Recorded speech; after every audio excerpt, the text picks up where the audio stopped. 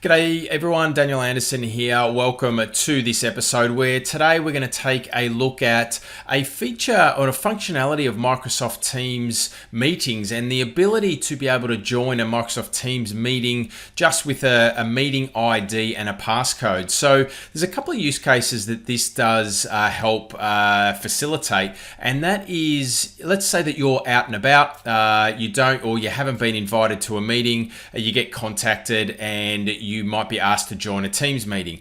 Now, ordinarily, there's a Teams meeting has a really big, long URL, so being able to send that is a bit of a pain in the neck, or you definitely aren't going to be reading that out. But what you can do is just send the meeting ID and the passcode, and that user can then just join that straight away.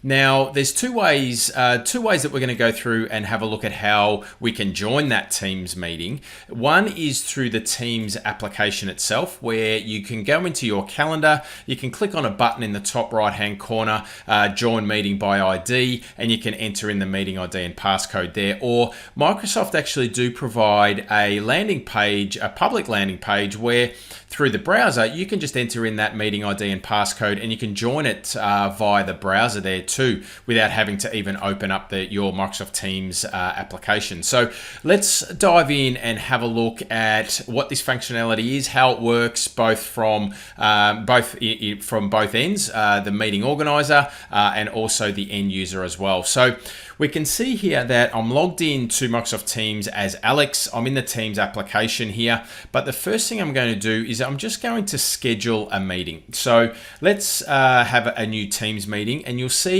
that part of the Teams meeting, you'll see we've got this meeting ID and a passcode here. Okay, so let's just give this meeting a title. We'll call it Daily Stand Up, and we'll just set this for Friday. 12 a.m. is a little bit early for us, so let's go for 10 a.m. And we'll just set the dates for that. We'll set the end time at 10:30.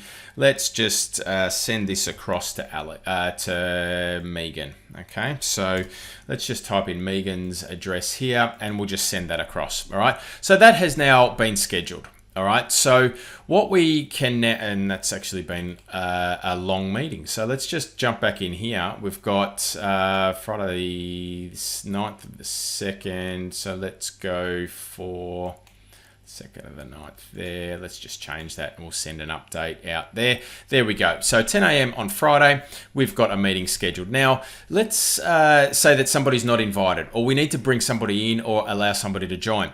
What we can do is grab these two items here. So we've got the meeting ID and we've got the passcode. So what that means is if I bring this calendar over here and I'm logged in as myself, okay, so this is in my tenant too, so it's an external tenant. What we're going to do is we're going to grab the meeting ID, and I'm going to jump in. It could be a Teams message that we send this into, or it could be a text message, or it could be any form of communication that we can send this. We can click on join with an ID. So we're going to grab the ID here, and we're going to copy that. Let's just make this reappear. We've got the meeting ID. Let me just drag this across, and then we can grab the password, or the passcode, sorry, and we will type in the passcode there. And we can just directly join the meeting. It's going to fire up the meeting, and we can just join. Let's just turn the camera off and the audio off, and we can join, and we're there, and we're ready to go. All right, so that's one way of joining it just without an invite. Now, there is another way that Microsoft do provide, and that is and let me just drag this across here. We've got this public-facing landing page where, and I'll post the links to this, I'll make it available and I'll display that just down below there, is a place where we can enter that in through the browser. So we can be on any device. For example, we could be in a meeting room, or we could be connected to a meeting room device, or something like that in a room, in a shared space, where we can just enter in the meeting ID and the passcode in there too. All right, so let me just drag this across, and I'm going to grab, again, the meeting ID. I'm just going to paste it in the meeting ID. I'll grab the passcode, I'll copy that into there, and we'll paste that in there. So there we go. We've got the meeting ID and the passcode, and then we can join the meeting. All right, so we're just going to cancel this, and we're going to continue on in the browser.